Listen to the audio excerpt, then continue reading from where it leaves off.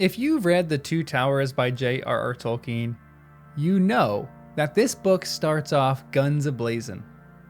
It is drastically different from its film adaptation, and that Boromir dies at the beginning of this book rather than at the end of Fellowship. And for the whole entire time I was reading it, and especially when I got to the end of Fellowship, I was wondering, why doesn't Boromir die here? And I want to talk a little bit about why Tolkien added that to the next novel, which is the beginning of Two Towers, rather than the Fellowship of the Ring.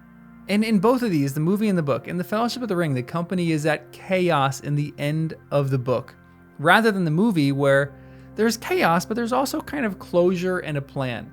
Aragorn says his famous line, "Let's hunt some orc." But as I read the very first and the very short chapter of The Two Towers, I came to understand just why Tolkien was doing this. Because to be honest, I think it was Tolkien's way of saying, yeah, you all said that Fellowship of the Ring started slow. How about on the second page of the next part, I kill off the character that some of you guys have come to love the most. Some of you, meaning me, and I'm not the one saying that Fellowship started slow either. But I think it's a common complaint that a lot of people have of that book. And boy, did Tolkien just jump right off the deep end, not giving the reader even a second of breathing room. It's the perfect way to start this part of the novel. And as most of you know, I am reading through Lord of the Rings for the first time. I'm publishing video essays on my thought as I read through it as well. And there's this whole playlist on the channel of my thoughts on Fellowship of the Ring, so go check it out. And there's a shocking amount of you who watch these videos regularly who don't subscribe. Just do me a favor and hit that subscribe button. It really does do a lot for the discovery of the channel. Also, make sure that you like this video too. I know it's annoying when people say that in videos, but it does help, and I gotta remind you. And if you want, you can donate on this specific video if you like, or become a member. I'm very excited to keep reading through different series, and I have plans to read through Dune, Narnia, the rest of Tolkien's works, and Brandon Sanderson stuff, and lots more. So stay updated, and give me book recommendations in the comments. If you know a series that's really good, please let me know. But now, let's talk about the perfect ending to Fellowship, and the perfect beginning to The Two Towers. In the Fellowship, it's a strange point for those who have seen the movies that Boromir doesn't die in the end. In the movies, there's much less tension, and much more of a settled ending. Even though it's tragic, and the Fellowship breaks and Boromir dies and the hobbits are taken away, there's still a sense of closure. You have this moment where Aragorn makes a decision and says, "Let's hunt some orc." And they start chasing after them. It's a lot of closure in the ending of the movie, to be honest, but in the book, you don't get any of that. And I'm trying to not let my movie knowledge mess up my reading of the book, and I'm trying to see this novel as if I kind of didn't know the story at all, and the book's ending for Fellowship is just perfect.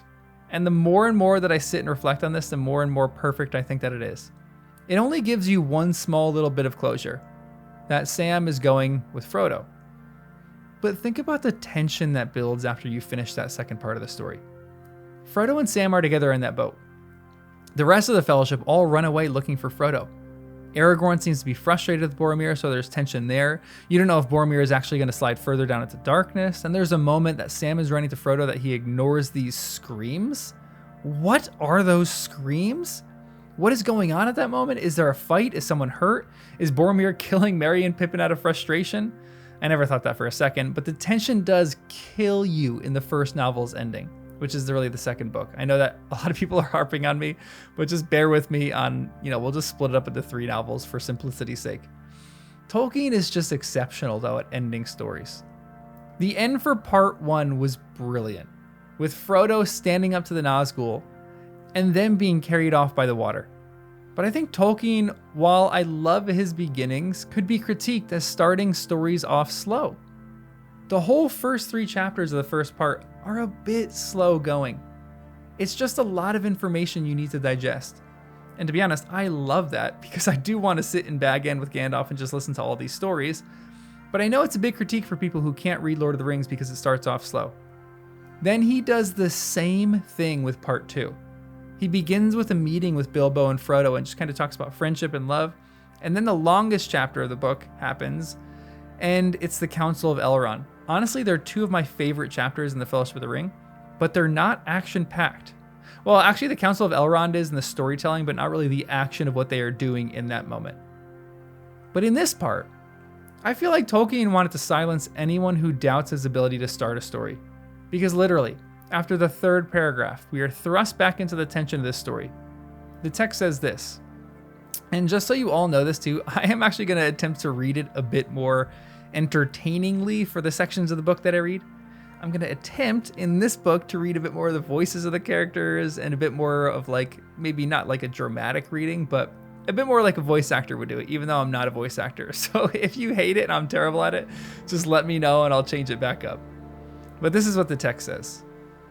Even as he gazed, his quick ears caught the sounds in the woodlands below, on the west side of the river. He stiffened. There were cries, and among them, to his horror, he could distinguish the harsh voices of orcs. Then suddenly, with a deep-throated call, a great horn blew, and the blast of it smote the hills and echoed in the hollows, rising in a mighty shout above the roaring falls. "The horn of Boromir!" he cried. "He is in need!"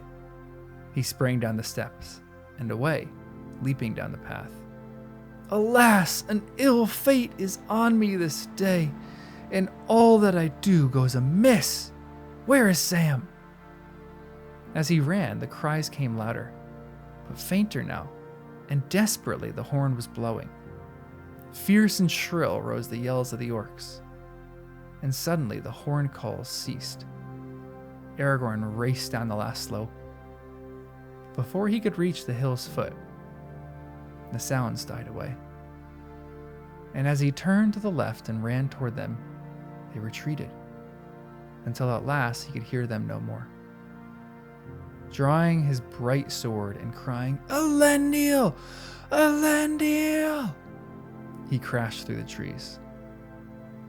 And so we get this moment where Aragorn is looking for Frodo, and then gets immediately distracted because there's a massive fight brewing. It's a perfect way to end Fellowship, and then an even more perfect way to start the Two Towers. And then, one of the most insane things to me when I started this was that we don't really get the vision into Boromir's death. Well, we actually do, but that happens in the third chapter when we learn about the Hobbit's journey. So we get it there, but the tension I felt and the unsettled feeling I felt when we walk down the hill with Aragorn and see Boromir with 20 bodies of orcs around him with numerous arrows in his chest is devastating.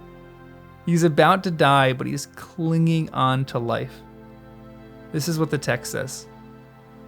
A mile, maybe, from Parthgallen, in a little glade not far from the lake, he found Boromir.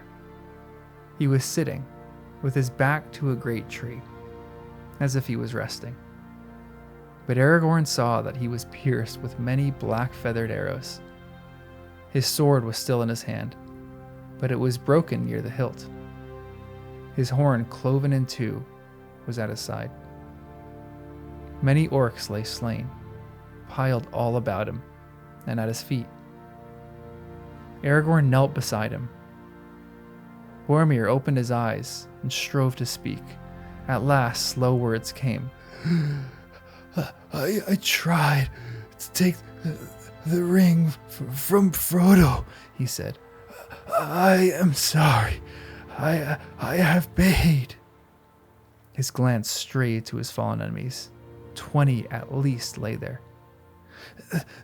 They have gone. The halflings. The orcs have taken them. I think they are not dead. Orcs bound them. He paused, and his eyes closed wearily. After a moment, he spoke again.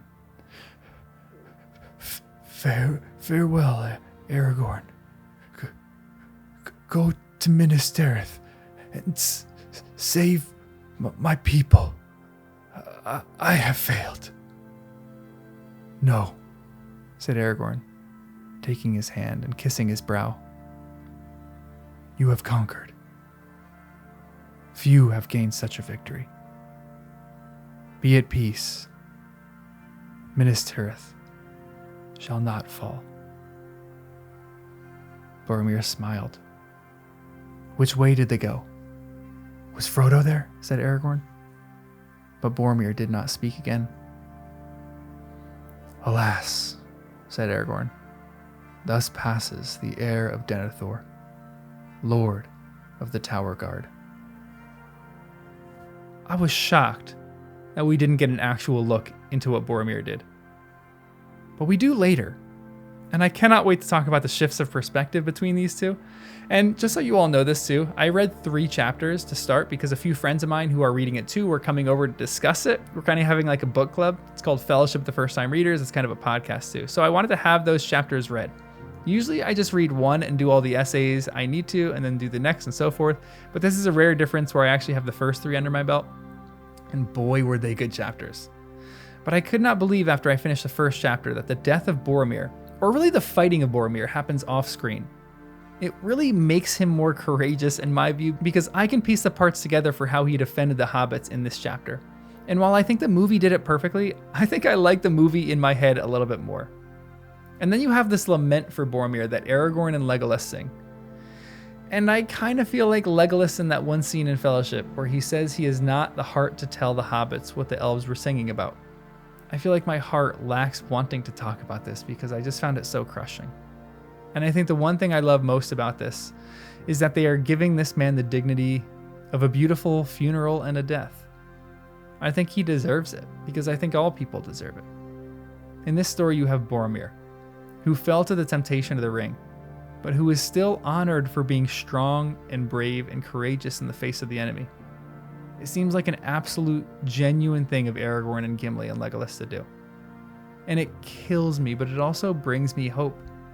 Because in this moment, they need to go chase the orcs after carrying Merry and Pippin. Well, actually, to be honest, they don't know what they're going to do yet, which I'll talk about a little bit more tomorrow in tomorrow's essay. They're still making a decision about what exactly to do, to go after Merry and Pippin or to go after Frodo and Sam. And for both of them, they're losing time. But to Aragorn, the most important issue is giving Boromir honor in his death. So he sings this beautiful lament with Legolas to honor him. And I just kept thinking when I was reading this, how perfect of a beginning this is to a story. It has immediate action. You don't know what's going to happen. The tension continues to ramp up because you don't know what this horn blow really is. What's happening to Boromir? What's happening to the hobbits?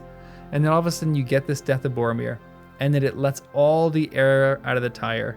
And you have this beautiful time when you can just kind of mourn with Boromir, because I don't know if it's true for you. I know it's true for a lot of you because a lot of you have said this in the comments, but Boromir was one of my favorites in the Fellowship of the Ring. And for me to just get a silent, solitary moment where I can kind of just sit and lament for him with this beautifully written song that Legolas and Aragorn sing was exactly what I needed. I don't know if I could have read this action-packed story about them like going immediately to chase after the orcs. If they left Boromir's body there, I think I would have been devastated. And I think it's just the perfect ending and the perfect then beginning to this story. And I think Tolkien, yet again, is a master of his craft. It reminded me to some extent of what Ernest Hemingway did in The Old Man and the Sea. When people said he was old and that he couldn't write anymore, he writes a story about an old man who catches this massive fish to prove that he can still do it. And I think Tolkien right here, maybe he isn't getting critique for really his endings or his beginnings, because I think he's a perfect writer. But maybe he was, and he just wanted to prove it here that he could start a story off in a riveting way. And it worked wonders for me. This was such a good beginning to a story. And it firms up yet again that Tolkien is an absolute master of his craft. I cannot wait to keep reading. I have so many essays planned for just these 3 chapters alone. It's so good, and I will continue to just heap praise on Tolkien because I think some of the things that he's doing in these chapters with perspective shifts, with just the decisions that Aragorn has to make, with even comedy in these chapters, is brilliant. So make sure you subscribe, make sure you like the video, become a member if you want to become a member, and I'll see you in the next one.